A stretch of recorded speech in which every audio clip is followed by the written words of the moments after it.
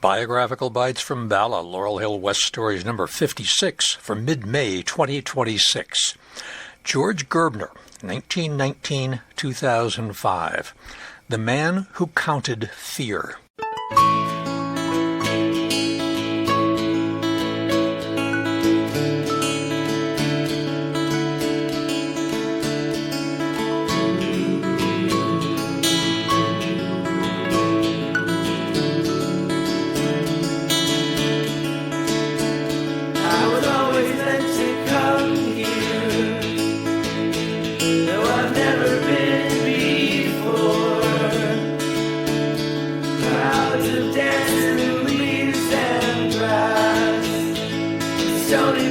That are covered with thorns. Who are these names at peace? Who are these names at peace? Who are these names at peace? Who are these names at peace?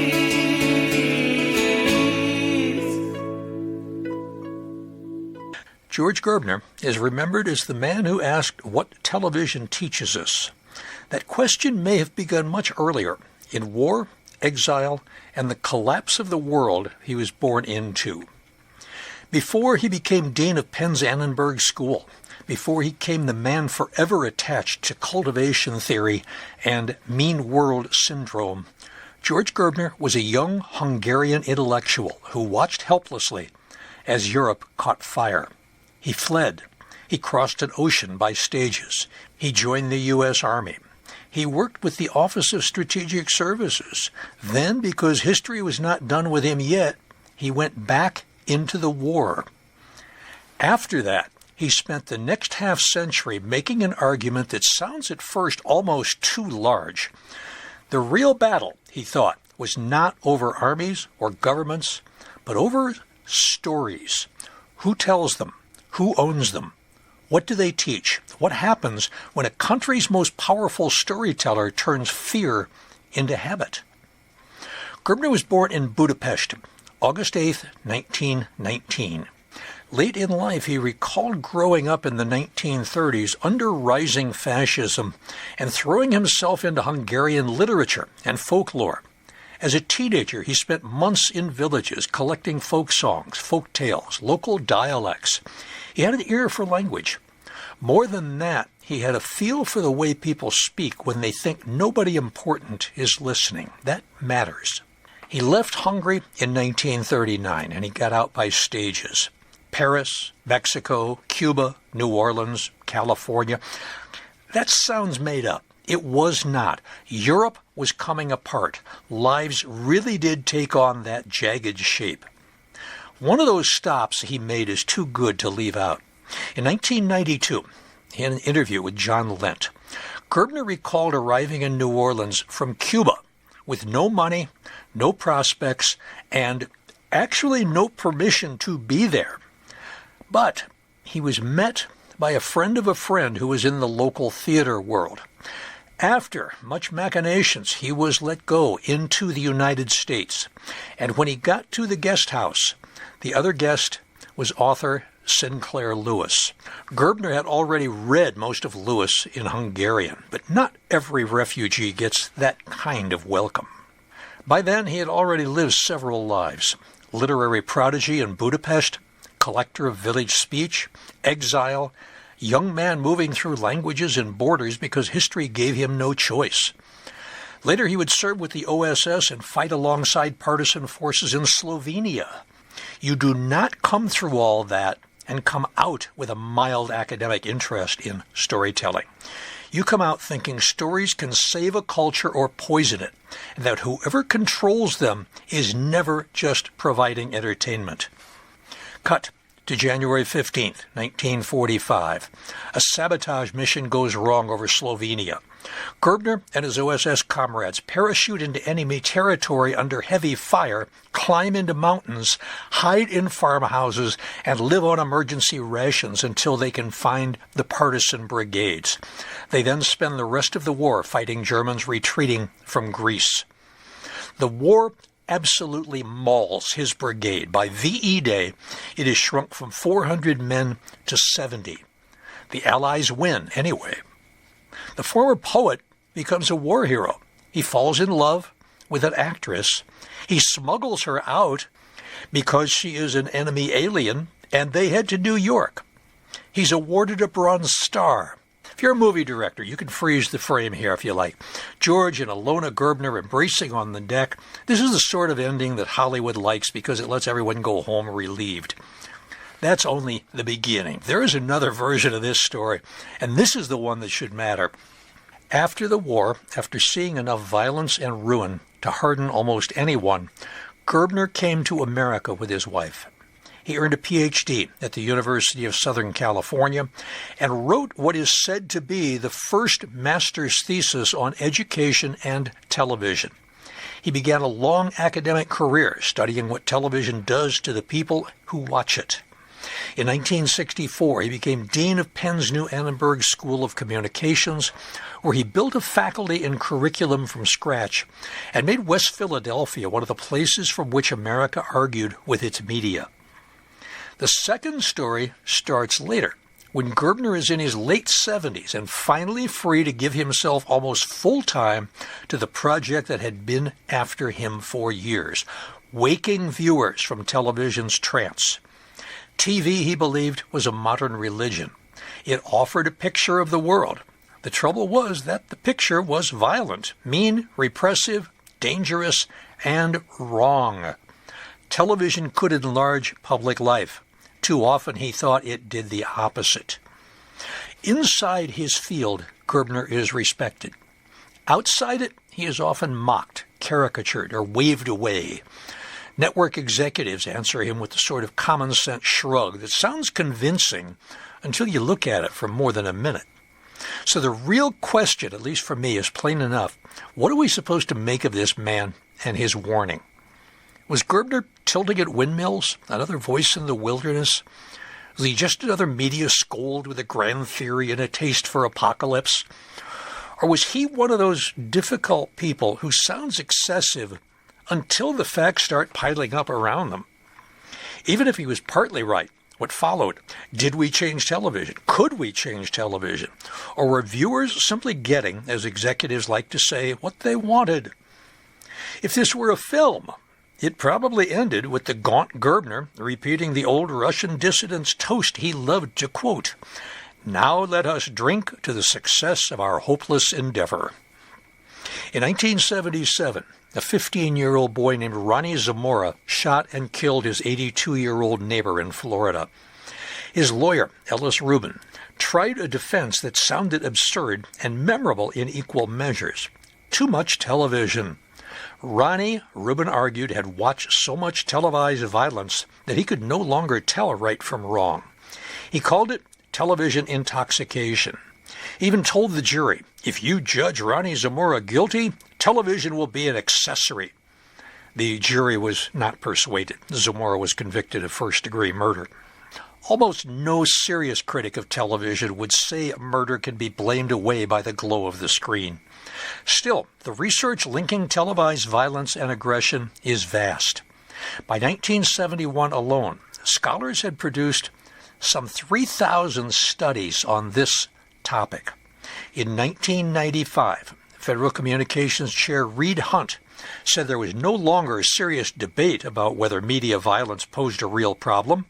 Parents, he said, and science had arrived at roughly the same grim place. None of this was especially new even then. Researchers had been running out studies on television and violence for as long as television had been central to American life. A few examples give the flavor. There was a 1956 study. It compared the behavior of 12 4-year-olds who watched a Woody Woodpecker cartoon that contained many violent episodes with that of 12 other 4-year-olds who watched The Little Red Hen, a nonviolent cartoon. The Woody watchers were far more likely than the hen watchers to hit other children, break toys, and be generally destructive during playtime. 1981, Brandon Centerwall, a professor of epidemiology at the University of Washington, hypothesized that the sharp increase in the murder rate in North America that began in 1955 was the product of television viewing. Television sets had been common household appliances for about 8 years by that point. Enough time, he theorized, to have inculcated violent tendencies in a generation of viewers. He tested his hypothesis by studying the effects of television in South Africa, where the Afrikaner-dominated regime had banned it until 1975. He found that 12 years after television was introduced there, murder rates had skyrocketed. 1960, Leonard Aaron, a psychology professor at the University of Michigan's Institute for Social Research, started a study with third graders in Columbia County, New York. The more violent television those 8-year-olds watched, the more aggressive they were in school. Aaron returned in 1971. Now they were 19. He found that the boys who had watched the most violent television at 8 were the ones more likely to get in trouble with the law. He returned again in 1982. Now they were 30. He found those same heavy viewers inflicted harsher punishments on their children, were convicted of more serious crimes, and reported more aggressive by their spouses. We know correlation is not causation. And Aaron's findings do not settle every question about temperate family life or the wider conditions that shape aggression. Even so, that pattern is very hard to wave away. In 1993, at a conference of the National Council for Families and Television, Aaron ventured the estimate that perhaps 10% of the violence in the United States was directly attributable to television. Although Aaron's study did not make a special effort to control for other potentially violence-inducing variables, other longitudinal studies have done so. For example, in 1971, Monroe Lefkowitz published Television Violence and Child Aggression, a follow-up study, which confirmed that the more violence an 8-year-old boy watched, the more aggressive his behavior would be at age 18. Lefkowitz controlled for other possible variables, directly implicating media violence as an instigator of violent behavior. Now, shouldn't the weight of thousands of such studies be sufficient to persuade broadcasters, required by law since the 1930s to serve the public interest, to change the content of television programming? Especially when polls such as the one conducted by U.S. News and World Report in 1995 indicate that 90% of Americans thought that violent television shows hurt the country. We don't want to become a nation of Ronnie Zamoras, do we? Periods of agitation about television's effect on children, usually inspired by rising crime or a sensational case like Ronnie Zamora's, led to spasms of political posturing. Studies were commissioned. Action was threatened. The broadcast industry filibustered. Within months, politicians turned to something else. Broadcasters slipped quietly away, barely chastened. Then, as usual, the performance reset itself. Lather, rinse, repeat. Since 1968, when President Lyndon Johnson convened the National Commission on the Causes and Prevention of Violence, commissions, hearings, and a Surgeon General's report have all found that television is a major contributory factor in violent behavior in society. A later burst of official alarm over television violence can be traced to one night in the mid-1980s.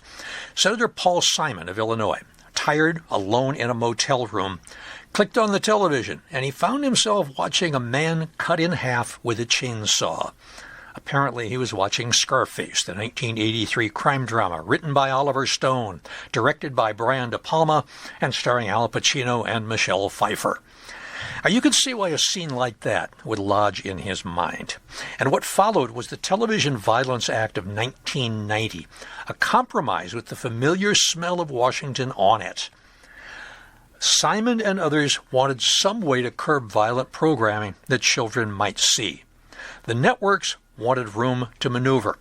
Because antitrust law normally bars broadcasters from collaborating, Congress gave them a 3-year exemption so they could jointly develop guidelines. And in December 1992, the networks, Fox aside, announced a set of standards that Simon praised. They were mostly toothless. As the law neared expiration, executives promised parental advisories at the start of violent programs. And when the act expired in December 1993, television was still just as violent as before. Meanwhile, in Canada, Keith Spicer of the Canadian Radio, Television and Telecommunications Commission became taken with an invention from a Vancouver engineer. It was called the V-chip. Spicer called it a, quote, sexy, telegenic little gizmo that fulfills the fantasy of a magic wand, end quote, which is one of those descriptions that no committee would ever write. The idea was simple. The chip would read coded information sent with a broadcast, and parents could use it to block programs marked violent or sexually explicit. Spicer championed the device and eventually helped secure a law that required it in all new television sets sold in Canada.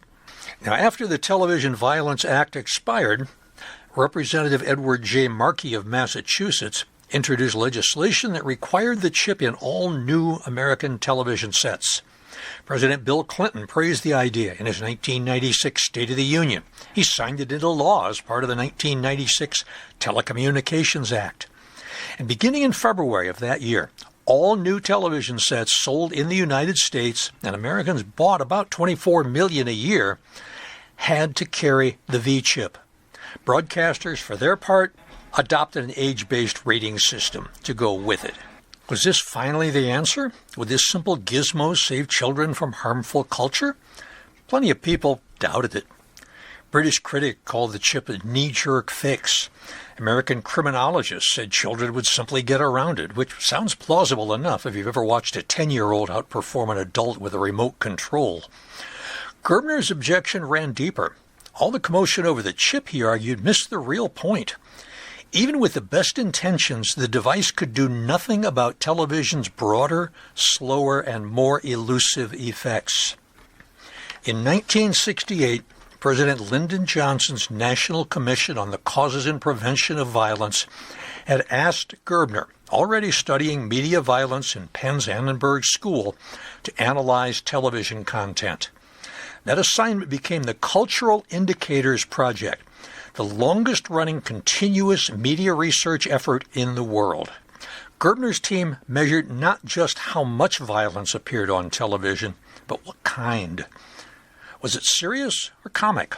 Was violence the only way a conflict got resolved? Were consequences shown? Who dealt it out? Who absorbed it? Although the body count was striking, Gerbner thought the pattern mattered even more.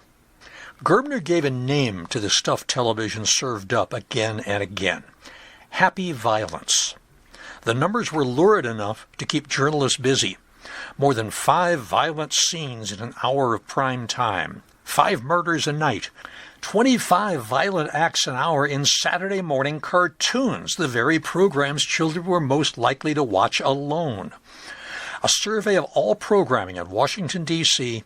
on April 7th, 1994, counted 2,605 acts of violence in a single day. By Gerbner's estimate, the average American child in the late network and early cable era would see more than 8,000 murders and 100,000 other violent acts on television by about age 11, before they left elementary school. Listen to that again. That sounds unreal. 24 hours of television, 2,605 acts of violence. Now, this anxiety did not begin with television. Long before Gerbner, critics worried that vivid public storytelling could deform conduct, coarsen feeling, or teach bad habits by repetition. Go back to Plato. Plato feared that imitation shaped the soul. Moralists later wrung their hands over cheap print, penny dreadfuls, dime novels, comic books. Early mass communication theorists warned that film, radio, and propaganda could standardize consciousness and strike directly at susceptible audiences. Radio listeners complained less about violence in the modern television sense than about agitation, demagoguery, obscenity, incitement entering the home by an invisible force. Religious traditions, too, long assume that what enters through the eyes and ears leaves moral residue. The Bible is hardly free of violence, but it rarely treats violence as light entertainment. It frames it in judgment, tragedy, consequence, moral weight. So yes, the old monkey see, monkey do intuition has a long pedigree, though usually in more dignified language.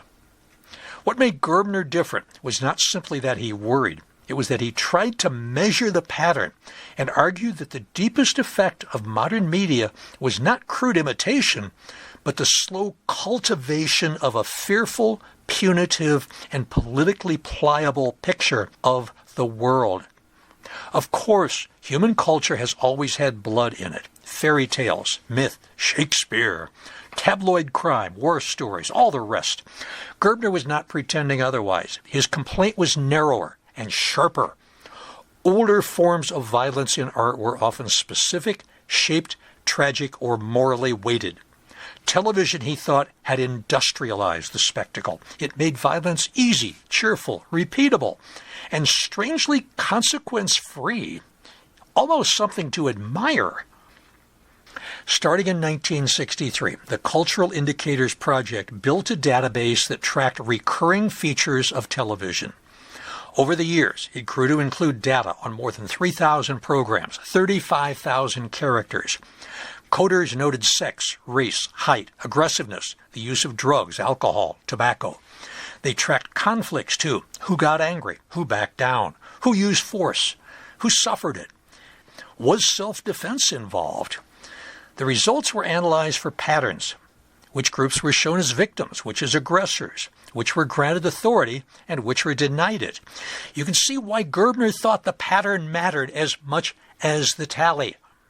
Remember his background in fascist Hungary.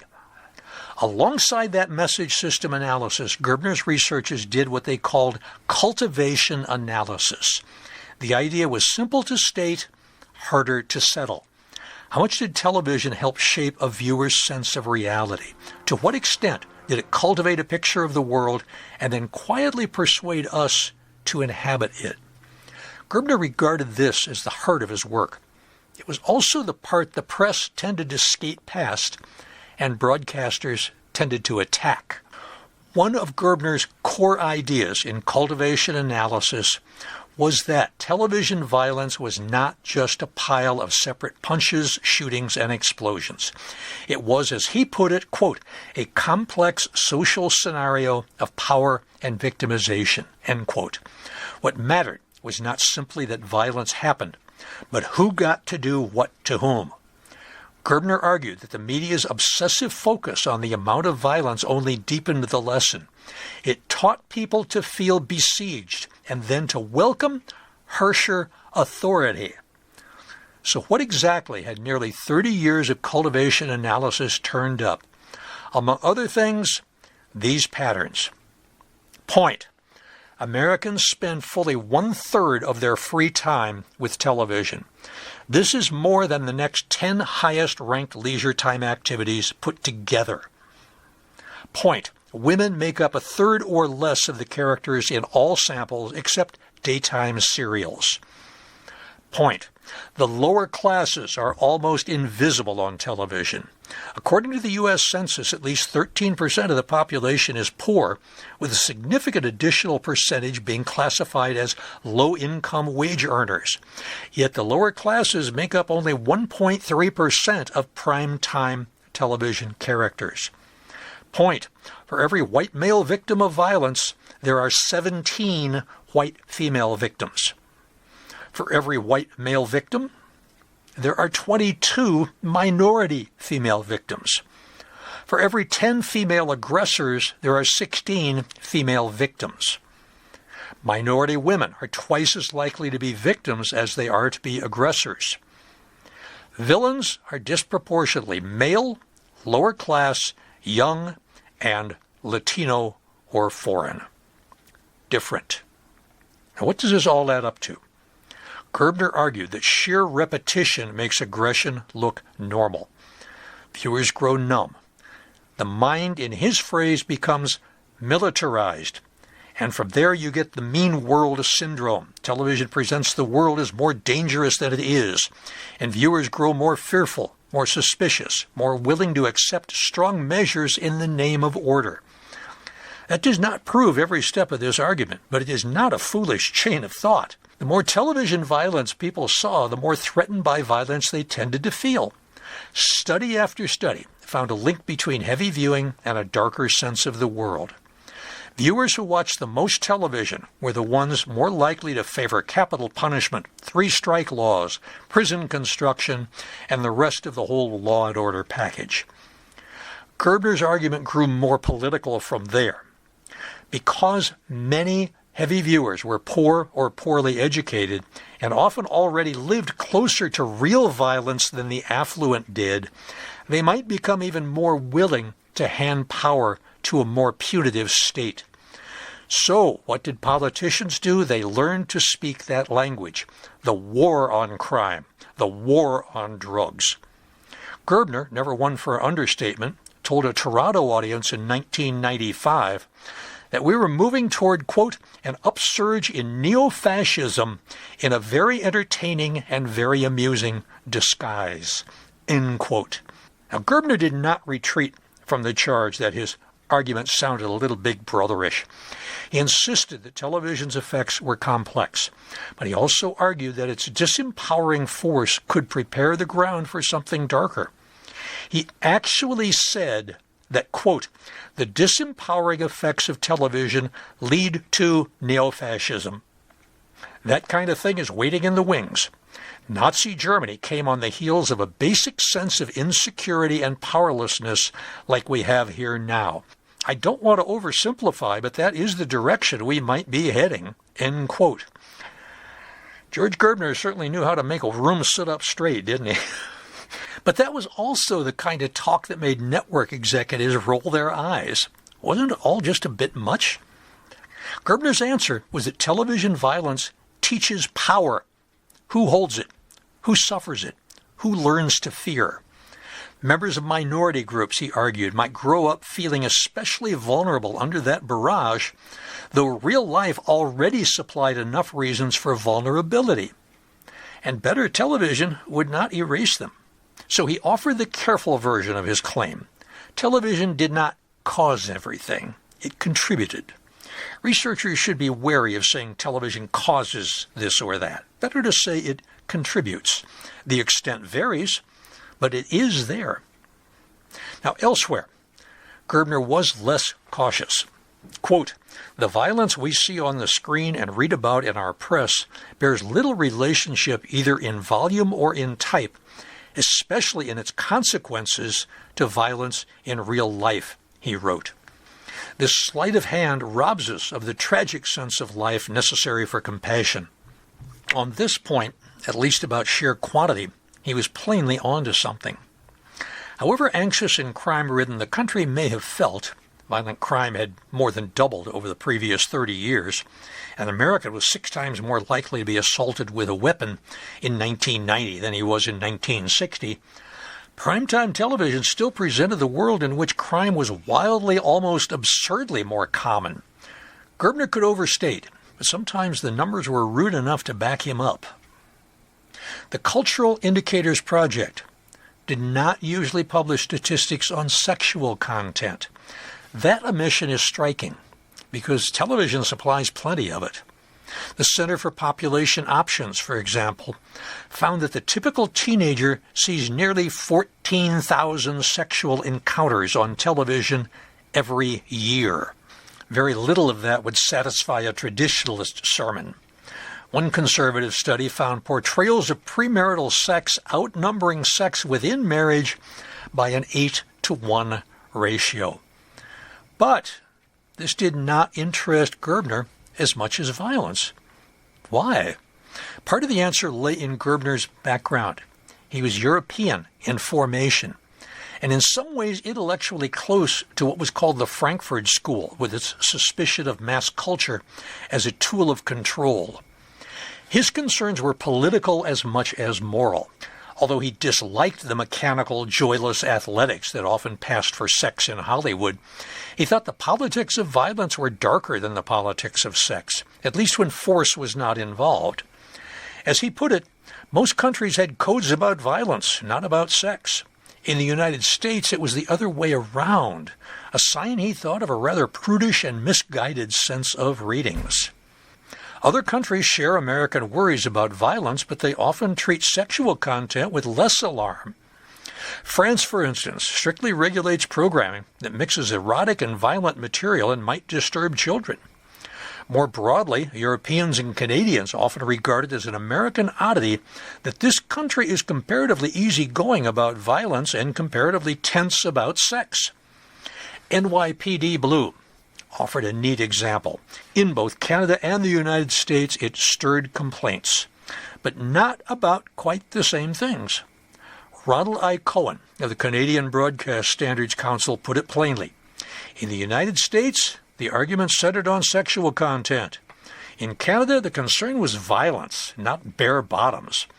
Even V-chip ratings had to reckon with that cultural mismatch.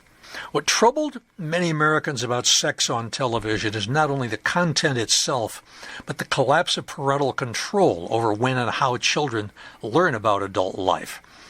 Neil Postman, the self-described Luddite, author of Technopoly, The Surrender of Culture to Technology, argued that television blows open, quote, the content and taboos of adult life, end quote. Parents lose the old power to pace those lessons. Everything arrives at once. The older system of moral initiation, for better or for worse, starts to crack. Whoever tells most of the stories to most of the people most of the time, Gerbner liked to say, takes on the cultural role of parent and school. By the time children enter school, they will already have spent more hours with television than many adults will ever spend in college classrooms. Television, in his view, had become a cultural force rivaled in history only by organized religion. And like religion at its strongest, it gave very different social groups a common stock of stories, images, and assumptions. And unlike books, concerts, or lectures, television asked little of us. It was already there. In the average American home, the set was on for more than 7 hours a day. That non-selective quality matters. It is one reason Gerbner believed his method, looking for broad patterns across television rather than blaming one scene and one episode of one show, made the most sense. In his account, it is prolonged exposure, not a single lurid moment, that slowly fixes a picture of life in the viewer's mind. Nor is hard news exempt.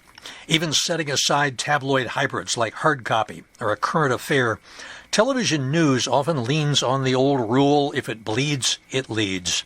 Fires and shootings are cheaper, easier to cover than zoning boards or school budgets. They also rate.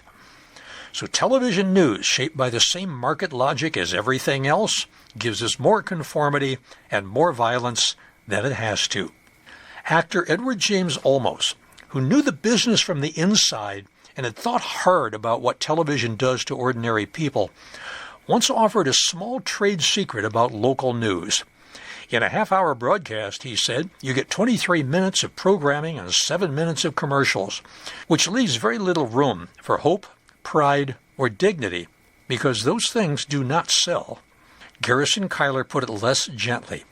Television news is as bloody as Shakespeare, but without the intelligence and the poetry.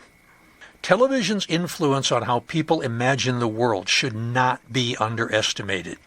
A study called Television's Impact on Ethnic and Racial Images, sponsored in part by the American Jewish Committee's Institute for American Pluralism, found that television powerfully shapes how adolescents perceive race and ethnicity.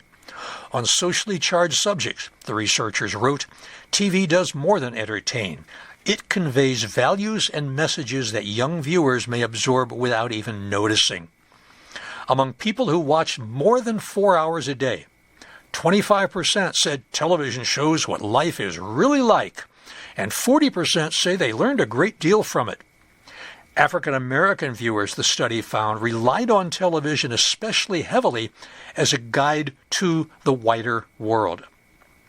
Television, in short, tells most of the stories. And Gerbner loved to quote Andrew Fletcher, the Scottish patriot, who wrote in 1704, "If I were permitted to write all the ballads, I need not care who makes the laws of a nation." Fletcher understood that stories govern a people long before statues do. Gerbner thought television had become that centralized system of ballads, the modern institution supplying a common ritual and account of reality. At his boldest, he wrote that licensing television was the functional equivalent of state establishment of religion.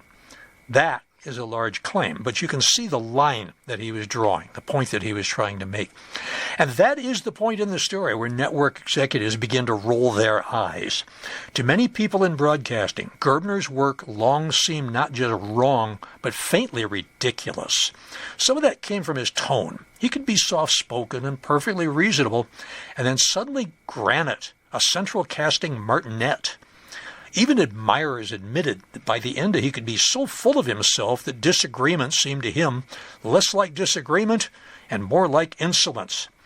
He entered the "don't you know who I am" stage of his career. A great deal of the criticism focused on context or Gerbner's alleged lack of it. For years, his opponents dined out on one example in particular. There was an episode of I Dream of Jeannie in 1968 that the Cultural Indicators Project classified as excessively violent. Gerbner, sounding mildly exasperated, said it had, quote, been a really violent dream sequence. I have thus far been unsuccessful in finding that episode on YouTube, but incidents like that became a standing joke. He eventually stopped discussing individual programs whenever he could, insisting that the overall pattern mattered more than any single show. And, you know, of course, I can't talk about I Dream of Jeannie without mentioning that its star, Barbara Eden, went on to another short-lived TV series, Harper Valley PTA, in which Laurel Hill East and Francine, all bones considered, Laurel Hill Stories number 13, co-stars as the nosy neighbor. So much for self-promotion. 1983, ABC published a critique called A Research Perspective on Television and Violence that went straight at Gerbner's findings. By counting accidents, slapstick, acts of nature, and cartoons as violence, the network argued, Gerbner inflated the amount of realistic violence on television. Academic critics dismissed the document as self-serving, but the broadcaster's complaint was easy enough to grasp. Christine Hakawa, an ABC vice president, gave it its neatest form at a 1993 conference when she said, "When researchers equate Tom and Jerry with I Spit on Your Grave, their credibility goes right out the window." Now, most people, I suspect, would grant her that much. A Roadrunner gag is not the Terminator. A cartoon usually lands differently on the nerves than a realistic thriller does. The coyote may fall off a cliff all day long without producing the same visceral effect as a serial killer in a darkened room. That is common sense. The harder question is whether common sense settles the matter. Nor were Gerbner's critics all network flacks protecting their product. Scholars such as Quentin Schultz pressed him on methodological grounds, argued that large-scale message system analysis and survey data could flatten the interpretive complexity of actual viewing, especially when audiences brought distinct religious, moral, or cultural frameworks to the screen. That criticism is worth taking seriously. Gerbner, however, was not chiefly trying to capture the nuance of any one viewer's response. He was trying to trace the long, cumulative pattern, the common picture of reality television builds over time, whether or not any given viewer consciously assents to it. That same logic extended to comic violence. Gerbner argued that the lack of visceral force is precisely what makes it efficient. Quote, "Violence in our studies is overt, physical demonstration of power that hurts or kills," he said. Whether it is framed as serious or funny has, for his purposes, no functional significance. Humor, he argued, is the sugar coating that helps the lesson go down. It is an extreme formulation. It is very Gerbner. Pundit George Plimpton joked that if television violence caused violence in the streets, then television comedy ought to cause comedy in the streets. He was making a fair point, and a funny one. We do not simply copy what we see on television. Gerbner knew that. His claim was subtler. Even innocent-seeming comedy, he thought, can teach a lesson about power. Not because viewers march out and imitate it beat for beat, but because repeated stories tell us what kind of world we live in and who usually wins there. Gerbner coined a useful term for most of what the screen delivers: happy violence. It is, he said, swift, painless, effective, and always leads to a happy ending. You can see the type at once: cartoons, action pictures, the many worlds in which every hard problem yields to force, and force leaves no lasting scar. Movies matter here too, because television is full of them, and the market rewards escalation. Gerbner noted that body counts rise reliably in sequels. 18 deaths in the first Die Hard, 264 in the second. 32 in the first RoboCop, 81 in the second. The three Godfather films, 12, then 18, then 53. Escalating the body count, he wrote, seems to be one way to get attention from a public punch-drunk on global mayhem. His broader point was simpler. These stories teach a social script. This is how life works. These are the winners. Those are the losers. These are the people to fear. Stories have always taught, warned, disciplined, and consoled. Violent stories are older than most nations. What struck Gerbner as new was the degree of standardization and commercial control. For the first time, he argued, the stories that shaped children's imaginations were told not mainly by parents, schools, churches, neighborhoods, or even nations, by a relatively small and shrinking cluster of global conglomerates with products to move. In earlier times, frightening stories were told face-to-face with room for adjustment, for softening, emphasis, omission, mercy. Television does not know there's a child in the room. It just knows the market. For Gerbner, television violence was never the whole story. It was the visible symptom. The deeper problem, he argued, was the way cultural power had drifted out of democratic reach. If that sounds grandiose, well, Gerbner was capable of grandeur. This is also where his argument becomes, to me, the most interesting, because most debate about television content gets framed as a contest between censorship and free speech. Gerbner thought that framing concealed more than it revealed. Censorship, he agreed, is real enough. But in his view, the main censor is not the state, it is the corporation. He put the point in language grand enough to sound almost 18th century. The Founding Fathers did not foresee the rise of large conglomerates acting as private governments, nor did they envision their cultural arms, the mass media, forming a virtual private ministry of culture and established church rolled into one, influencing the socialization of all Americans. In licensing broadcasters and then letting the marketplace take its course, Congress had made law respecting the establishment of the modern equivalent of religion and has given a few giant conglomerates the right to abridge freedom of speech. The market, Gerbner liked to say, is a plutocracy. It is not a democracy. Large media interests invoke the First Amendment as a shield while they deny ordinary people any real say over what gets made and shown. Censorship, broadcasters cry when someone suggests their programming has social costs. Yet, concentrated ownership acts as a kind of censorship of its own. And by the mid-1980s, ABC, CBS, and NBC still controlled 70% of the television market. A few dominant institutions narrowed the range of stories and viewpoints that could appear. There are, of course, alternatives to the American broadcasting model. Britain requires television owners to pay a yearly license fee, which helps fund independent production for the BBC. In France, taxes on entertainment support both public and private producers with the aim of preserving a wider range of voices. The United States spent less than $1.50 per person on public broadcasting. Other countries often spend $25 to $30. Here, apart from the creation of the now besieged Corporation for Public Broadcasting in the 1960s, the last serious effort to legislate in the public interest dates to the 1930s. In many democracies, television remains more directly answerable to the public. In the United States, by contrast, the laws requiring broadcasters to serve the public interest have rarely been enforced with much seriousness. This traces back to the 1930s, when federal policy tilted the system toward commercial broadcasting. During the Depression, policymakers hoped the market would still produce variety. When Congress codified that approach in the Communications Act of 1934, the main civic check it kept was the requirement that license holders serve the, quote, public interest, convenience, and necessity.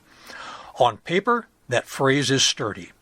In practice, it has often seemed decorative. The 1996 Telecommunications Act was the first major revision of that 1934 law. One of its stated aims was to restore competition through further deregulation. Robert W. McChesney described the law at the founding convention of the Cultural Environment Movement in St. Louis in 1997. His language was almost as fierce as Gerbner's. Quote, "The 1996 Telecom Bill is truly one of the most corrupt pieces of legislation in American history. It has basically covertly handed over all communications to a few conglomerates." End quote. However much one shares that outrage, the effect of the act does appear to be further consolidation. The mergers started quickly. McChesney and Gerbner both argued that advertising-based television cannot easily represent the full range of views in a democratic society. McChesney put it bluntly in his 1993 book, Telecommunications, Mass Media and Democracy. American political culture discourages serious criticism of capitalism, while corporate media encourage the idea that even discussing alternatives is somehow a step toward totalitarianism. Gerbner also pointed to a 1974 House Committee report on television that he said was suppressed by the broadcast lobby before it reached the floor. The report suggested that the structure of the industry itself encouraged violent programming. Gerbner had long believed as much. Look at the 10 highest-rated shows in any given year, he would say. Most are not especially violent. They're more often comedies or relatively mild dramas. If networks are simply obeying viewer demand, then why do they keep producing so many bloody programs that are not, in fact, the most wanted? As Gerbner often said, there is no free market in television. Few programs earn back their costs in the domestic market alone. Todd Gitlin noted in Inside Primetime that it can cost more to produce 1 minute of original programming than to buy an hour from the world market. That economics pushes producers towards syndication and foreign sales, where much of the real money lies, and shows that sell abroad need formulas that travel well. The usual subjects are not hard to name: sex and violence. Sex travels well. Violence travels even better. A viewer in Paris, Warsaw, Beijing, or Philadelphia can all understand Pamela Anderson on Baywatch, or Sylvester Stallone firing into a crowd without much help from the subtitle. Grunting is easy to translate. So's an explosion. Humor, nuance, long dialogue, local eccentricity, they travel less neatly. That creates a strong global market bias toward what is simple, naked, and bloody, cheap to make, easy to export, reliable to sell. In Gerbner's view, violence became not just a narrative habit, but a business model. Interestingly, Gerbner did not seem to spend much time on boxing or football as special cases, at least not in the major statements that I could find. Still, his framework raises the question almost automatically. What are such spectacles if not socially authorized dramas of force, discipline, punishment, and endurance? Violence bounded by rules, ritualized, commercialized, and sold as entertainment. Consent matters, of course. So do skill, courage, form, but the lesson may not be trivial. Power still dazzles. Impact still draws the eye. Pain still becomes part of the show. Polls suggest many of the people inside the system do not like this. Writers feel squeezed by formulas. Station managers say they dislike the violent shows they carry. Advertisers worry that ugly programming can stain their products. Yet they bow to the cost per thousand viewers all the same. Viewers, meanwhile, often say in the polls they dislike the violence and then watch anyway. By this point, blame starts to look less like a single finger and more like a circle. If television violence is a problem, Gerbner argued, it is a systemic one.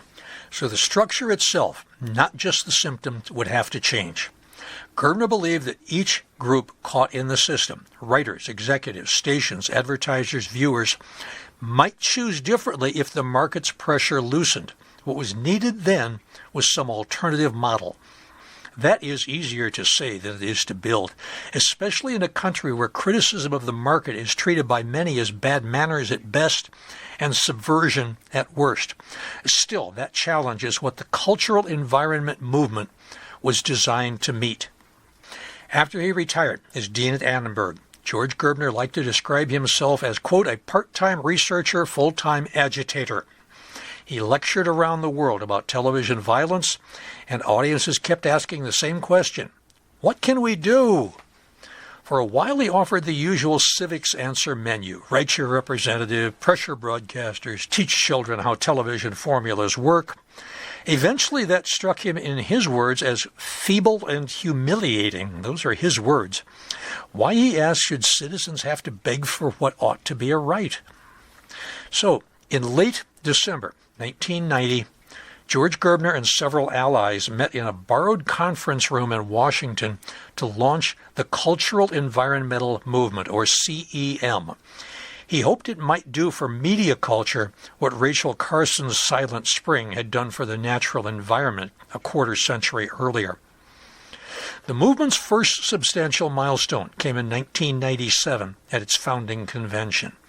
Hundreds of delegates, academics, activists, former television people, cultural policymakers from many countries gathered in a Holiday Inn on a featureless commercial strip along Highway 366 in St. Louis.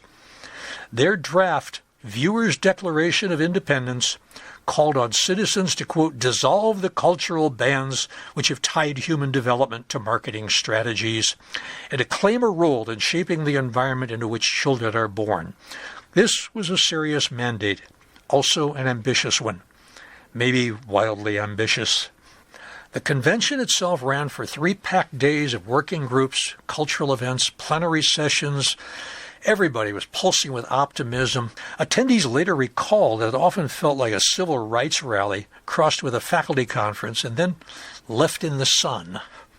Sumi Savila Haru declared, we have to do something about the media massacre. We don't want to agonize, we need to organize. Dorothy Gilliam of the Washington Post urged delegates to think of their work as civil rights work, and the room rose in applause.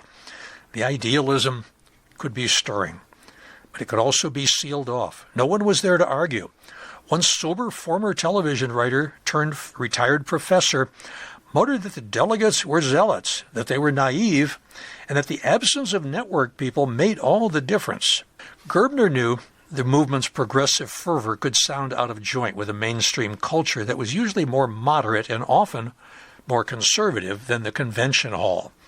He argued that CEM should be understood not as radical or even liberal, but as liberating.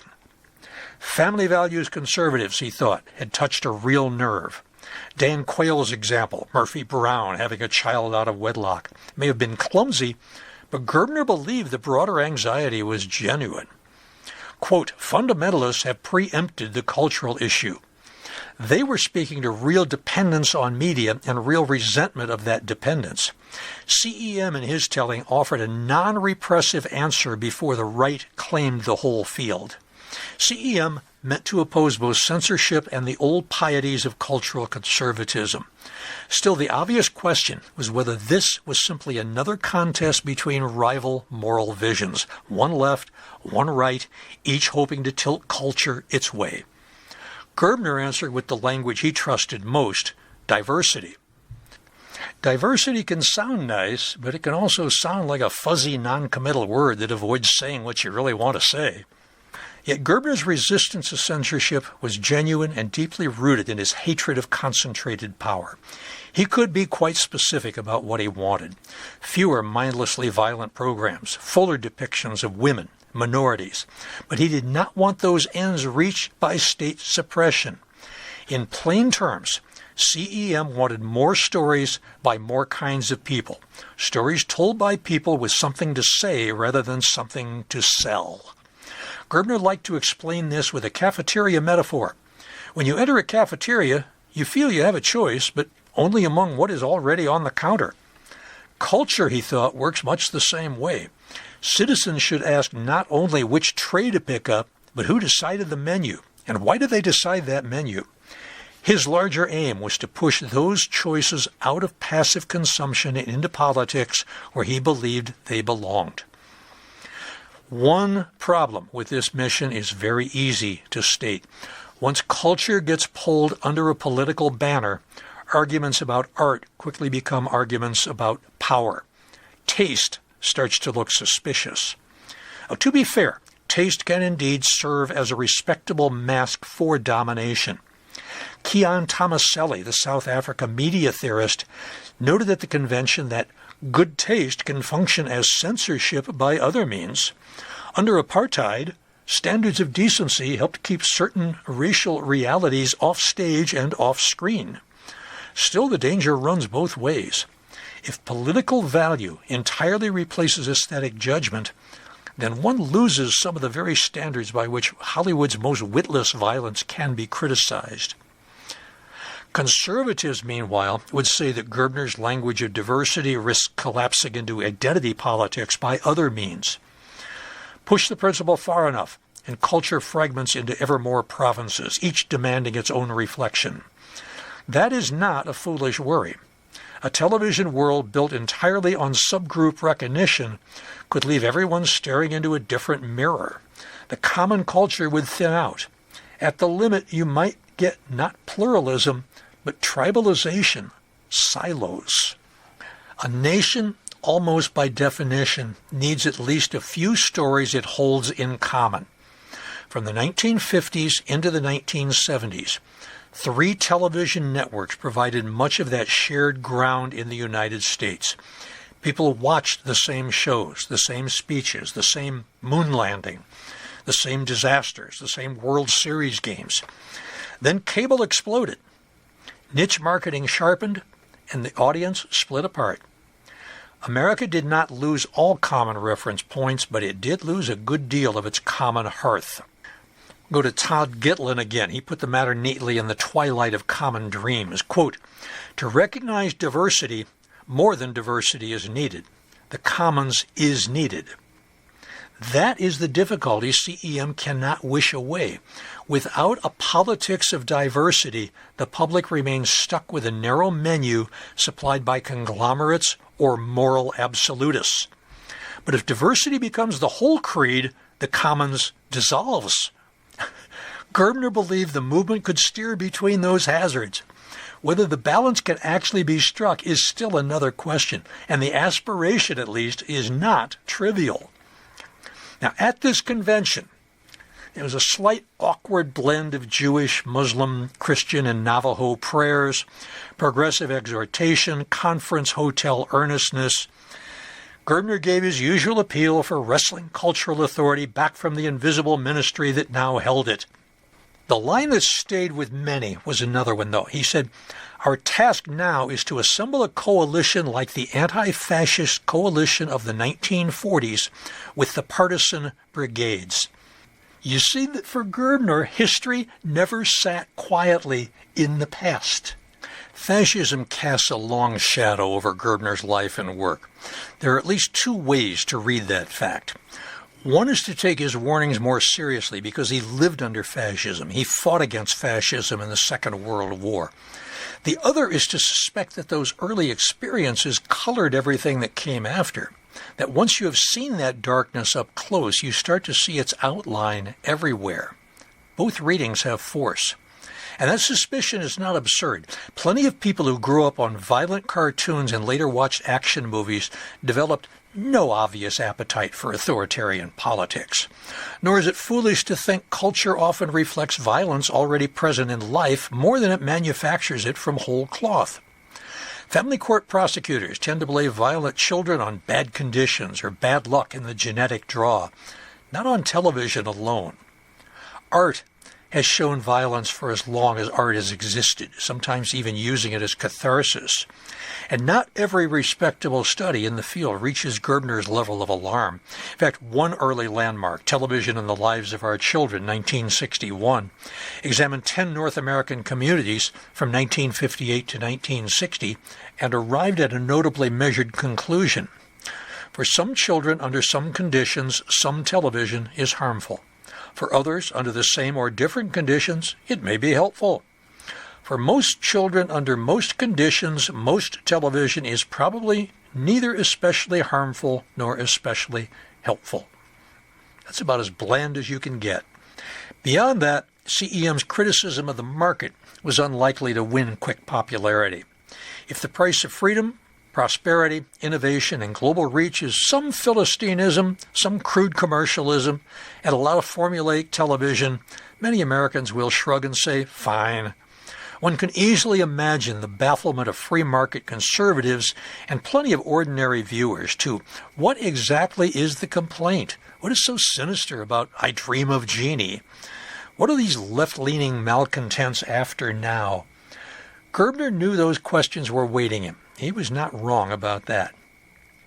But CEM does have cousins on the right as well as the left. In the 1980s, Jerry Falwell's Coalition for Better Television complained, much as CEM later would, that the industry's commerce at all costs ethos deformed programming. His remedies were different, of course. Falwell wanted television to reflect the moral majority's values. Gerbner wanted something more plural and less punitive. Yet both movements drew energy from the same broad unease. People worry about their safety, their children, the shape of their country. Conservatives speak to that anxiety in one register. Gerbner believed they often exploited it and pushed the country toward repression. If he was right, then CEM's real task was not simply to resist television, but to resist what fear can make people welcome. The Hollywood version of George Gerbner's life would probably make a fine movie. It has war, courage, exile, romance, moral purpose, the whole sturdy apparatus. Still, one can see why Gerbner would distrust it. A movie that treats violence as cleanly purposeful, lightly tragic, and finally redemptive would, in his terms, join the larger aggregate. It would help teach that force settles things, that suffering passes quickly, that power has a certain glamour. Maybe Gerbner could have afforded to lighten up a bit. Maybe. But one can also see why he would prefer the stranger, less flattering, more searching version of his own story. George Gerbner did not think television was evil.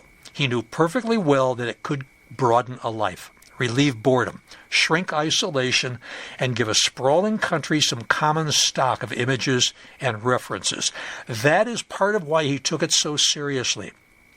His fear was not that television existed. It was that something this powerful, something that teaches, sorts, flatters, alarms, and normalizes, had been handed over to a small number of unelected hands. If that worried him in the age of 3 networks and a few conglomerates, one can imagine what he would make of the present arrangements, a communications order shaped by a handful of technologists, platform executives, and billionaire proprietors, many answerable to no public at all, and some carrying a particularly narrow view of human beings and what a common life is for. Gerbner might have said that the old private ministry of culture has not disappeared. It has metastasized, become more intimate, more continuous, more data-hungry, and in some ways more abstract. Less a set of broadcasters talking at the country than a machinery that studies it, sorts it, feeds each segment, which will help keep it frightened, distracted, compliant, or merely online. The more I sat with his arguments, the less easy it became to dismiss them as exaggeration. I'm still not sure he was right about everything. He was too sweeping for that. But I came away thinking he had seen something real, and he'd seen it early, and he was trying to warn the rest of us that he had seen this logic before, and he knew where it would end. George Gerbner died of cancer at age 86 on Christmas Eve, 2005, 23 days after Ilona. He and his wife lie under a shrub in South Lawn, which sounds modest until you notice the neighborhood.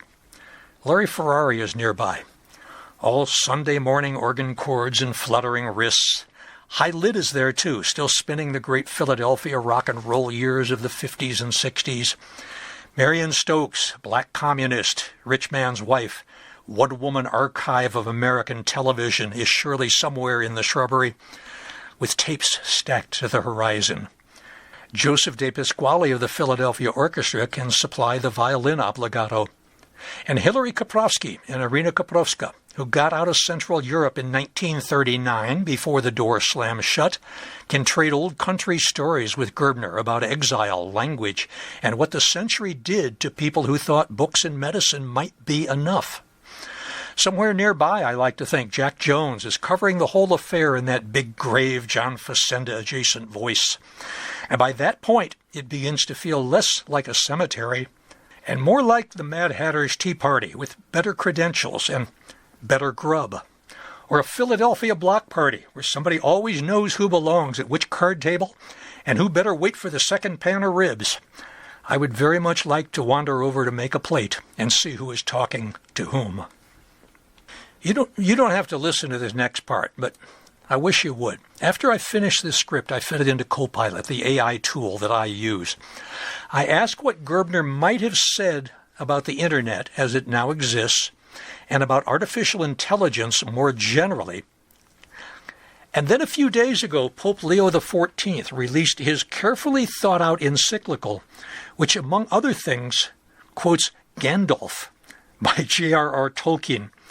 So that seemed worth a brief coda. I said, what would Gerbner think of all of this stuff? This is what AI told me.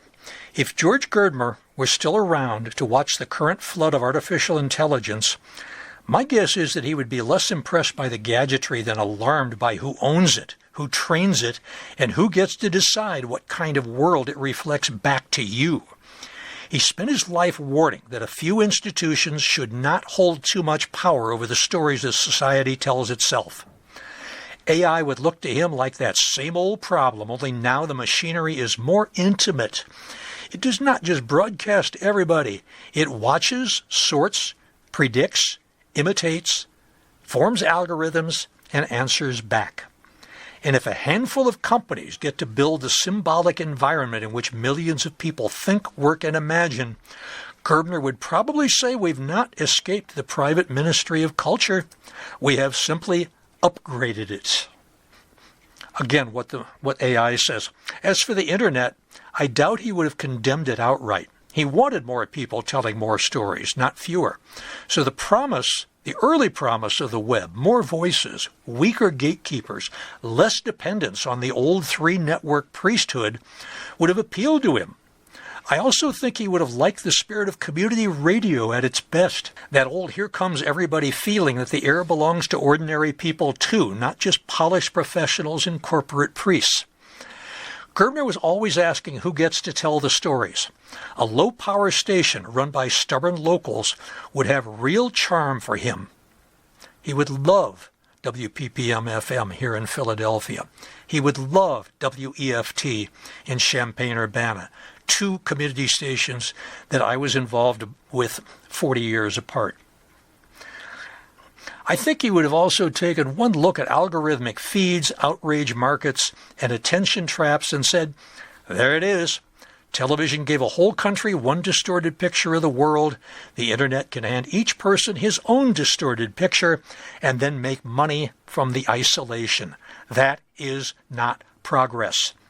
It is just a more customized way to get frightened, flattered, distracted, and sorted.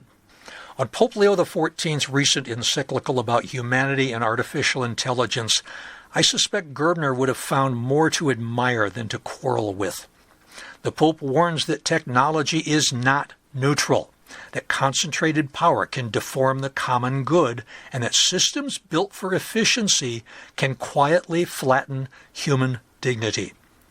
Gerbner would have recognized all of that at once. What he might have pushed back is the remedy. He was never months for pious reassurance. He trusted political economy more than moral exhortation. So he might have nodded along with the diagnosis and then asked the rude question, fine, but who owns the system? Who profits from it? Who's going to stop them? That would have been a very Gerbner thing to ask. He would also have recognized the rule behind the machinery, the new golden rule. He who has the gold gets to make the rules. We're back to me now. The last 3 paragraphs were AI generated. But we're back to me. Gerbner, like most interesting thinkers, did not leave a finished system behind. He left a warning and a handful of questions that still feel very much alive. How much does media really cause, and how much does it merely deepen what is already there? How much freedom does the viewer actually have? What would a better system look like in practice? How do you keep a common culture without turning it into either monopoly or splinters? And what happens when television dissolves into the internet and then the internet dissolves into AI? Gerbner did not settle those things, but he asked the kind of questions that do not die just because the medium changes.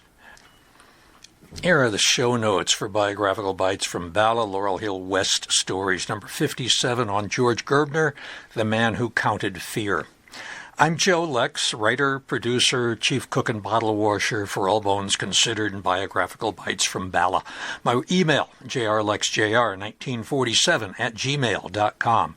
This is the podcast that almost never happened. For about a month, I went through a creative dry spell. I felt unable to produce anything original. Fortunately, I'd saved some older scripts, and because I was also developing a new tour, I used those as a stopgap for material until inspiration returned. The creative fog started to lift last week. And I wrote a script about mobile corpses. You're going to hear that in a few days. All Bones Considered, Laurel Hill Stories, number 87. It's a great episode, I promise you. Around the same time, I received a message from someone I've known for, 55 years. Dates back to our days of doing radio together in Champaign, Illinois, in the early 1970s when I was fresh back from Vietnam. I went on to become a doctor and a professor without ever earning a bachelor's degree. Now, Quinn took a more traditional path. He became a communications professor at a religious college in Wisconsin. He recently retired, and he and his wife were birding in Cape May over the weekend.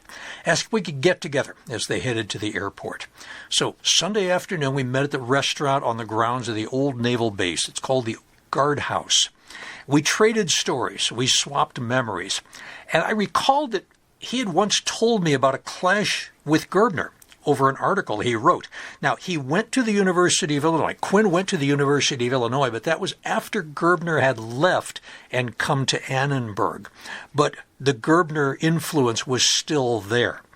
And Gerbner demanded a retraction of Quinn's article because the piece didn't contradict. It questioned his methods and his findings. This was apparently during one of Gerbner's "Do you know who I am" phases. Everything was okay. The journal editor was steadfast and said he had no reason to retract the article, and therefore he did not. So Quinn shared that story with me, and that sort of inspired me to revisit the notes that I'd already made on George Gerbner. And then the encyclical by Pope Leo XIV came out, and it hit me like a ton of bricks. I've not been a practicing Catholic for more than half a century, although I was raised in the religion. But Leo's encyclical raised a lot of the same concerns that Gerbner had warned us about more than half a century ago. I'd already recently come across a small group of Central Europeans who are interned at the Columbarium. And that again brought me back to Gerbner's escape, because one of these was another Hungarian who'd escaped during a coup. Another was a German. Another was an Austrian. So I came in early today, and after a 15-hour day, I am exhausted, a little punchy. The script came together, and I really enjoyed writing it. And then I had even more fun when I fed it into AI and asked it to make predictions for me. That was that was my dessert, my reward at the end of the day. I think my muse is back. I think it took a vacation. I can hardly blame it. I'd been working it pretty hard for a long time. The friend who inspired me to revise this script is mentioned in it. When you hear me refer to a Quentin Schultz, that's him. Curiously, we both carried our love of radio into later life. Me as a volunteer broadcaster for 8 years on WPPM-LP here in Philadelphia. I'm still in reruns. You can still hear me on the radio every Sunday morning and Tuesday afternoon. And he did it through a long friendship with DJ turned satirist Gene Shepard. If you look at Quentin Schultz's CV, it shows a long list of books on communication. Most of them, if not all of them, are written from a Christian perspective, which reflect his lifelong beliefs. A Semi-Outlier is his most recent book. It's called You'll Shoot Your Eye Out, Lessons from a Christmas Story. But even it has morality lessons. If you're curious, you could look him up on his YouTube channel. He talks about lessons learned from You'll Shoot Your Eye Out, and he will tell you the story about the time he had to write ad copy for a massage parlor. It's one of the... I'd completely forgotten that story until I heard him say it on YouTube. Anyway, that's sort of the inspiration that got me going today. Now, if you're curious about Gerbner, nearly everything you need to know can be found in a book called Against the Mainstream, The Selected Works of George Gerbner, edited by Michael Morgan, published by Peter Lang in 2002. I think the muse is back. The mid-June Biographical Bytes from Bala, Laurel Hill, West Stories will feature 3 musicians from different eras and different styles. Rudolf Henning. He was memorialized by Thomas Akins as the cello player. Winston Samuel, you've heard his voice. He was an original member of Desmond Decker and the Aces. Every time you hear the Israelite, Winston is one of the background voices. And the third person is Jeff Johnson, a contemporary session guitarist. He seemed to play with everyone from Aretha Franklin to McCoy Tyner. And I will give you musical samples, certainly of Winston Samuel, of Jeff Johnson. I don't think I can find anything about Rudolph, though. And don't forget, as far as tours, I'm giving the Ultimate Baseball Tour at Laurel Hill West All-Star Weekend. Twice on Sunday, twice on Monday, and I think twice on Tuesday. It might only be once on Tuesday. And I'm hoping for moderate weather. I hate the thought of doing a 2-hour tour twice in 90-degree weather, but worse things have happened. Anyway, if you go to laurelhillphl.com/events, it will tell you about other tours that are happening. It'll give you information on mine. So, at the end of a long day, I bade you farewell with until we meet again, stay safe, stay well, and stay above ground.